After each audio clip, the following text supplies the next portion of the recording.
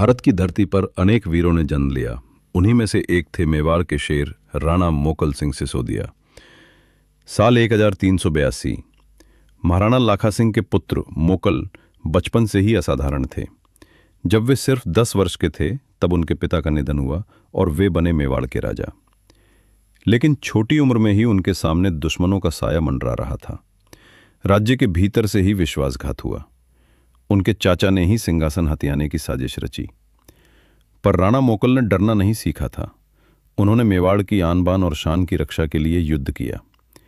इतनी कम उम्र में भी उनका साहस देखकर दुश्मन कांप उठते थे। लेकिन नियति को कुछ और मंजूर था। अपने ही लोगों की विश्वासघात से राणा मोकल की हत्या कर दी गई। वे सिर्फ 14 वर्ष के थे। इतनी छोटी उम्र में भी उन्होंने जो शौर्य दिखाया वो आज भी राजपूताना की रगों में दौड़ता है। राणा मोकल ने भले ही कम जिया पर उनकी वीरता सदा अमर रहेगी। ये कहानी थी मेवाड़ के भूले बिसरे वीर राणा मोकल की। अगर आप भी भारत के ऐसे महान योद्धाओं को सलाम करते हैं तो वीडियो को लाइक करें और चैनल इंडियन लेजेंड्स अनफोल्ड को सब्सक्राइब करें। भारत की भूमि सदैव वीरों की जननी रही है, जहां हर धूल के कण में एक इतिहास छिपा है, जहां हर पर्वत ने शौर्य की गाथाएं सुनी हैं। और ऐसी ही पवित्र भूमि है मेवाड़।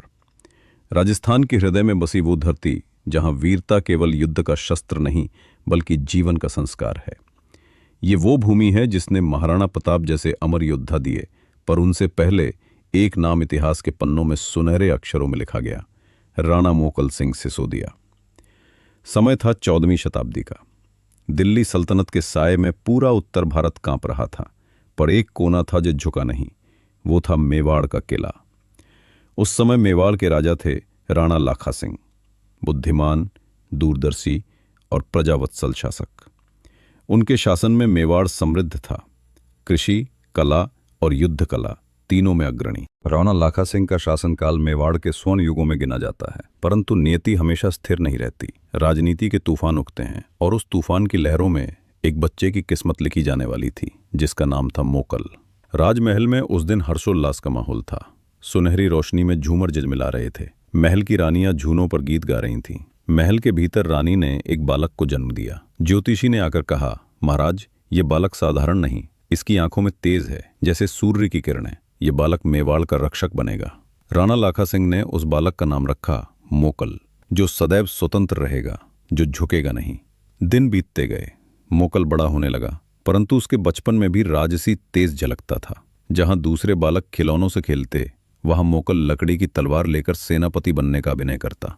एक दिन दरबार में उसने अपने पिता से कहा, पिता, जब मैं राजा बनूंगा तो हर गांव में पानी और अनाज पहुंचाऊंगा। राणा लाखा हंस पड़े और बोले, राजा बनने के लिए पहले जनता से प्रेम करना सीखो, क्योंकि जनता के बिना कोई राजा नहीं होता। राणा लाखा अपने पुत्र को केवल युद्ध कला नहीं बल्कि जीवन के मूल्य भी सिखाते थे, धर्म, न्याय और क्षमा का महत्व।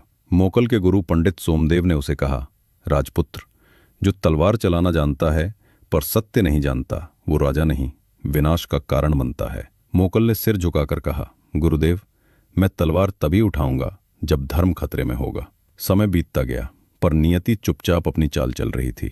राणा लाखा सिंह के जीवन में संकटों के बादल मंडराने लगे। सीमाओं पर आक्रमण, दरबार में मतभेद और भीतर ही भीतर एक विश्वासघात पनप रहा था। ये वही समय था जब इतिहास की कलम तैयार हो रही थी, एक ऐसी कहानी लिखने के लिए जो आने वाले शताब्दियों तक राजपूतों के दिलों में दलकती रहेगी। यही थी राणा मोकल की गाथा की शुरुआत। एक बच्चे की जो जन्म से राजा नहीं था, पर जिसने अपने कर्मों से राजाओं की परिभाषा बदल दी। समय किसी के लिए नहीं रुकता, वो चलता रहता है, जैसे रेत की बारीक धार किसी की मुट्ठी से फिसल जाती है। मेवाड़ के राजा राणा लाखा सिंह अब वृद्ध हो चुके थे। कई वर्षों तक उन्होंने राज्य को समृद्धि दी, लेकिन अब उनकी आंखों में चिंता थी, क्योंकि सीमाओं पर दुश्मन बढ़ रहे थे और दरबार में कुछ चेहरे मुस्कुराकर भी दांत पीस रहे थे। दरबार में धीरे धीरे षड्यंत्रों की हवा फैल रही थी। कुछ मंत्री और दूर के रिश्तेदार राणा लाखा की वृद्धावस्था का लाभ उठाना चाहते थे। उनमें से एक था चाचा रणमल सिंह, जो सिंहासन पर अपनी नजर गड़ाए बैठा था। वो अक्सर कहता, राज तो वीरों का होना चाहिए, न कि बच्चों का। और ये कहकर मोकल की ओर तिरछी नजर डालता। राणा लाखा सिंह ये सब समझते थे, पर उन्होंने कभी अपने भाई पर कठोर कदम नहीं उठाया। वे कहते, परिवार में तलवार नहीं, प्रेम उठाया जाता है। लेकिन राजनीति में कभी कभी प्रेम कमजोरी बन जाता है, और यही कमजोरी धीरे धीरे मेवाड़ पर भारी पड़ने वाली थी। एक दिन राजमहल के भीतर अचानक अशांति फैल गई। राणा लाखा बीमार पड़ गए थे। दरबार में सन्नाटा छा गया। वैद्य, साधु सब बुलाए गए, पर बीमारी बढ़ती चली गई। रात के सन्नाटे में जब पूरा महल दीपों की मध्यम लौ में डूबा था, राणा लाखा ने अपने बालक पुत्र मोकल को बुलवाया। राणा लाखा ने मोकल का सिर सहलाया और बोले, बेटा, राज सिंहासन आसान नहीं होता। यहां दोस्ती भी परीक्षा लेती है और रिश्ते भी। मोकल ने कहा, पिताजी, मैं आपकी तरह सबका भला करना चाहता हूं। लाखा सिंह मुस्कुराए, यही भावना तुम्हें सच्चा राजा बनाएगी। सिंहासन पर बैठना आसान है बेटा, पर न्याय करना कठिन। कभी भी धर्म का मार्ग मत छोड़ना।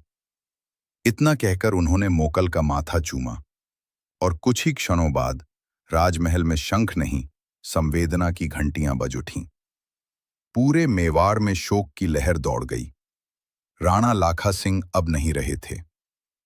जनता रो पड़ी थी, जैसे अपने पिता को खो दिया हो। महारानी रोते हुए बोली, अब ये नन्हा बालक मोकल इस विशाल राज्य का भार कैसे उठाएगा? किंतु इतिहास ने देखा है, कभी कभी भगवान स्वयं एक बालक के रूप में वीरता का साक्षात्कार करवाते हैं। दरबार में राणा मोकल को राजगद्दी पर बैठाया गया। वे केवल 10 वर्ष के थे। पूरा दरबार देख रहा था। एक छोटा बालक राजसी वस्त्रों में सिंहासन पर विराजमान हुआ।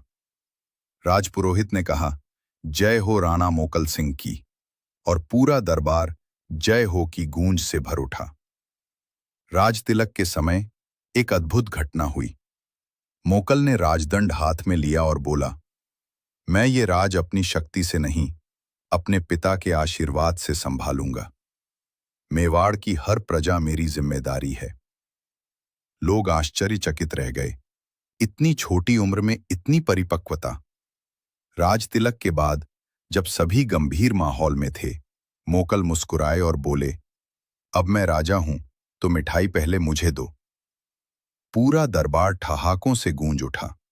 सबने महसूस किया, ये बालक सिर्फ राजा नहीं, बल्कि जनता के दिलों का राजकुमार है। पर इतिहास को अभी ये नहीं पता था कि इस छोटे राजा के चारों ओर कितने षड्यंत्र बुनने वाले थे। विश्वासघात की परछाइयां महल की दीवारों में छिपी थीं, और उस अंधेरे से टकराने वाला प्रकाश यही छोटा योद्धा बनने वाला था, राणा मोकल। राजगद्दी संभालना जितना गौरव का विषय होता है, उतना ही बड़ा दायित्व भी होता है। और जब सिंहासन पर बैठा राजा सिर्फ 10 वर्ष का बालक हो, तो दरबार में कई मुस्कुराते चेहरे भी भीतर से विष घोलने लगते हैं। राजमहल के भीतर धीरे धीरे षड्यंत्र की हवा फैलने लगी। राजा मोकल का चाचा रणमल सिंह, जिसे राणा लाखा ने कभी विश्वास में रखा था, अब अपने ही भतीजे के शासन को स्वीकार नहीं कर पा रहा था। वो अपने कुछ मंत्रियों और सेनापतियों को कहता, राज चलाना बच्चों का खेल नहीं है। एक बालक कैसे पूरे मेवाड़ को संभालेगा? लेकिन जनता जानती थी, राणा मोकल भले छोटे हों, पर उनमें वीरता और न्याय का बीज जन्म से था। एक दिन दरबार में एक अजीब विवाद उठ खड़ा हुआ। राज्य की 2 गांवों में पानी के अधिकार को लेकर झगड़ा हो गया था। दोनों पक्ष दरबार में आए। एक पक्ष को रणमल का समर्थन था और दूसरा पक्ष सीधे जनता से जुड़ा था। दरबार भरा हुआ था। सभी की नजरें छोटे से मोकल पर थीं। क्या ये बालक न्याय कर पाएगा? मंत्रियों में से एक बोला, महाराज, ये मामला बहुत कठिन है, क्योंकि दोनों ही गांव मेवाड़ के लिए समान रूप से महत्वपूर्ण है। राणा मोकल शांत पर दृढ़ स्वर में, कठिन वही होता है जहां लोभ बीच में आता है। मेवाड़ की धरती सबकी है, तो उसका पानी भी सबका होना चाहिए।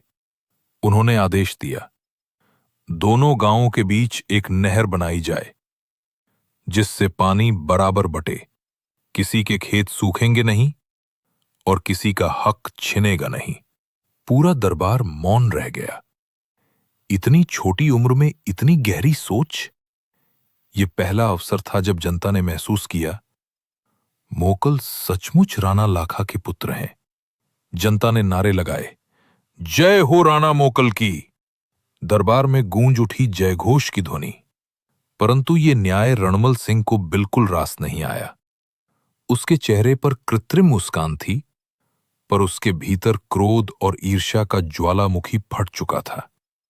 वो रात को अपने महल में बड़बड़ाता, एक बालक मुझे दरबार में पराजित करे, ये अपमान मैं नहीं सह सकता। और वहीं से जन्म हुई पहली साजिश की चिंगारी। रात गहरी थी, मेवाड़ का आकाश तारों से सजा था, पर रणमल सिंह के मन में केवल अंधेरा था। उसने अपने विश्वस्त सैनिकों को बुलाया और कहा, अब समय आ गया है कि सिंहासन पर असली राजा बैठे। ये बालक राजा नहीं, कठपुतली है। सैनिक झिझके, पर रणमल ने सोने की थैलियां फेंक दी। ये है वफादारी की कीमत, उसने कहा। दूसरे ही दिन राजमहल के बाहर अफवाहें फैलने लगीं। राजा छोटा है, दरबार असुरक्षित है, राज्य टूट सकता है। पर राणा मोकल ने अफवाहों को रोकने के लिए जो कदम उठाया, उसने पूरे मेवाड़ को स्तब्ध कर दिया। उन्होंने सैनिकों को दरबार में बुलाया और कहा, जिसे लगता है कि मैं छोटा हूं, वो सामने आए और मुझे सिंहासन से उतार दे। पूरा दरबार स्तब्ध रह गया। कोई आगे नहीं बढ़ा। मोकल ने कहा, राजा की उम्र नहीं, उसका साहस देखो। मैं छोटा जरूर हूं, पर मेवाड़ का रक्षक हूं। उस दिन से राणा मोकल ने राज्य की हर सभा में खुद उपस्थित रहना शुरू किया। वो सैनिकों से मिलते, किसानों की बातें सुनते और दरबार के हर फैसले में भाग लेते। उनके नेतृत्व में धीरे धीरे मेवाड़ फिर स्थिर होने लगा। जनता खुश थी, पर रणमल सिंह की आंखों में आग जल रही थी। उस आग ने अब आकार ले लिया था। रणमल सिंह जानता था कि अब केवल राजनीति नहीं, बल्कि धोखे का सहारा लेना होगा। वो एक रात गुप्त रूप से अपने लोगों से बोला, जिसे सिंहासन चाहिए, उसे पहले राजा हटाना पड़ता है। और अब समय आ गया है कि मोकल के जीवन का अंत कर दिया जाए।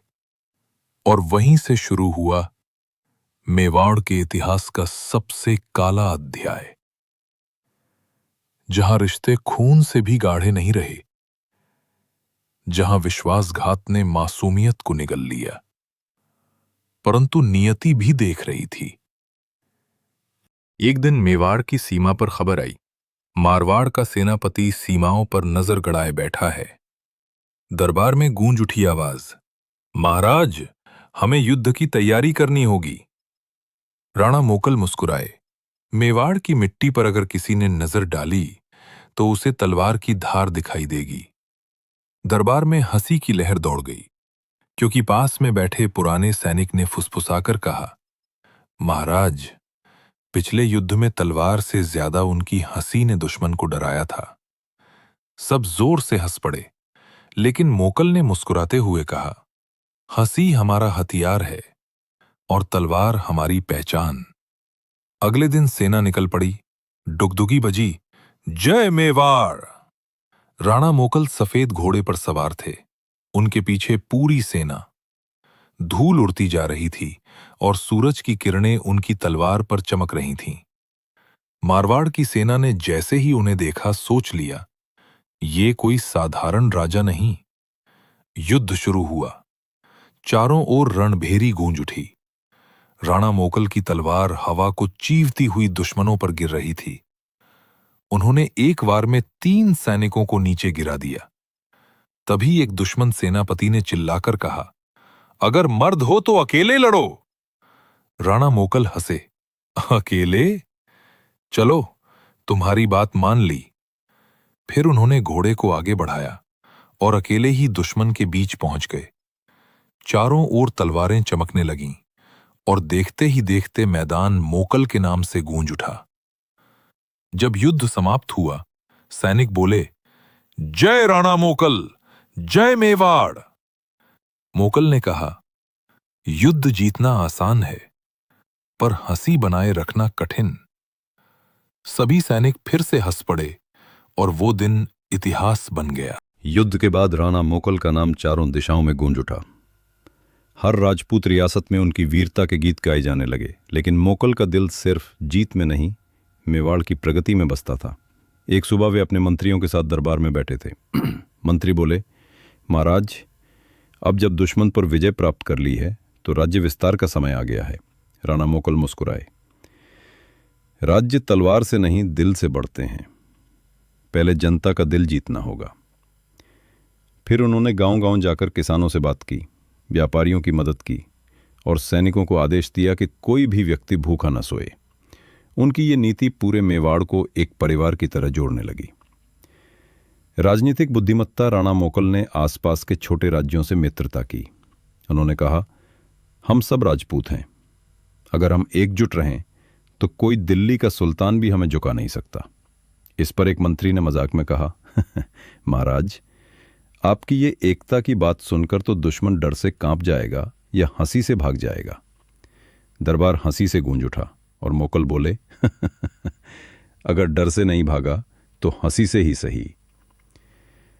रणनीतिक चाल कुछ ही समय में मोकल ने चित्तौड़, नागौर और बूंदी के साथ संधियां की। उन्होंने सेना को 3 हिस्सों में बांटा।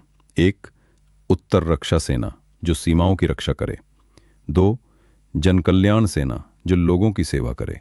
3, गुप्त रक्षक दल जो राज्य के भीतर शांति बनाए रखे। उनकी योजनाएं इतनी चतुर थीं कि दुश्मन सोचते ही रह जाता, किस दिशा से वार होगा। कभी कभी तो राणा मोकल खुद गांव के कपड़े पहनकर गुप्त रूप से निरीक्षण करने निकल जाते। एक बार जब वे ऐसे ही भेष में निकले, एक बूढ़ी औरत ने उन्हें कहा, अरे बेटा, राजा को कहो कि सड़कों की हालत बहुत खराब है। राणा मोकल ने मुस्कुराकर कहा, अच्छा अम्मा, कल ही राजा से बात करूंगा। अगले दिन जब वही अम्मा दरबार आई तो देखकर हैरान रह गई कि जिसे वो बेटा कह रही थी वही खुद राणा मोकल थे। पूरे दरबार में ठहाके गूंज उठे। राणा मोकल बोले, अम्मा, आपकी बात अब पूरी मेवाड़ सुनेगा। आज से सड़कों का काम शुरू करो। अध्याय का अंत। राज्य खुशहाल हुआ, व्यापार बढ़ा, जनता मुस्कुराने लगी। राणा मोकल ने सिद्ध कर दिया कि एक सच्चा राजा वो होता है जो युद्ध जीतने के साथ साथ दिलों को भी जीतता है। हम भारत की भूली बिसरी वीर गाथाएं वापस ला रहे हैं। इंडियन लेजेंड अनफोल्ड को सब्सक्राइब करें।